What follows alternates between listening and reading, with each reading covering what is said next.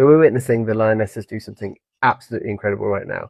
So if you look under any comment section, the level of hate aimed at them and towards women's football in general is through the roof. It's not just incredibly sad, it is straight up embarrassing. These are European champions twice, and unlike maybe other aspects of the sport, they are still grounded and deeply connected to their fans. To really get a sense of how far the women's game has come, this video I took in 2019. I'm stood at the sideline watching the Man United women's team play on a shredded pitch, maybe 1,000 people gathered around the outside. It had Greenwood, Toon and James all playing on just a torn up piece of grass. That was just 6 years ago. And it's not like they're making Premier League money here. The average salary for a top flight women's player is around about 47,000, not 100k a week like it is in the men's game. No supercars, no mansions. These are people that you just expect to see walk into the shop. They are people from up your street. I mean, Leah Williamson is trained as an accountant for most of her football career because she knows that she couldn't rely on football to fund her future. Imagining captaining your country or being worried about your backup career. Let's dig into the abuse here. Let's be honest, it's not even that they're losing.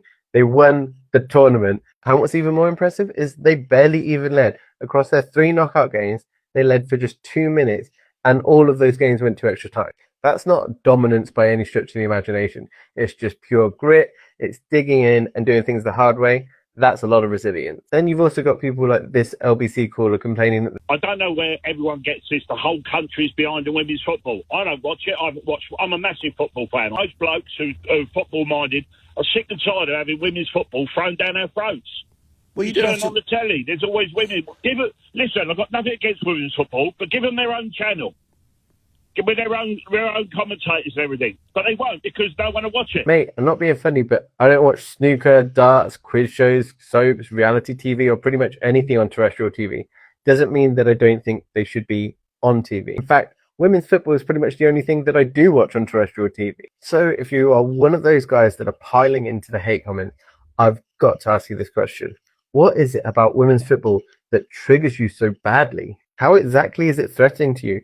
Why does it bother you so much that women are showing up, smashing it, and being celebrated for it? These aren't pampered prima donnas. These are working class women in their 20s and 30s playing elite level international football and winning. They've done pretty much everything that could be possibly expected of them to earn anyone's respect. So if you're still being sexist, racist, misogynistic, or whatever flavor of hate you're choosing, you need to realize something.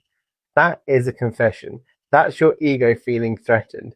And if this is too much progress for you, then the next 10 years are going to be really tough. I mean, big picture, if you're that kind of person, what is it about women and femininity that makes you so uncomfortable? And probably the most important question is, are you ready to do the work to unpick that? Because it is only going to get a hell of a lot harder if you don't. And the longer you hold on to that bitterness and try and tear other people down, the more you're going to be holding yourself back to. No one is asking you to go and lace up your boots and win a tournament. But the very least that you can do is shut up and clap.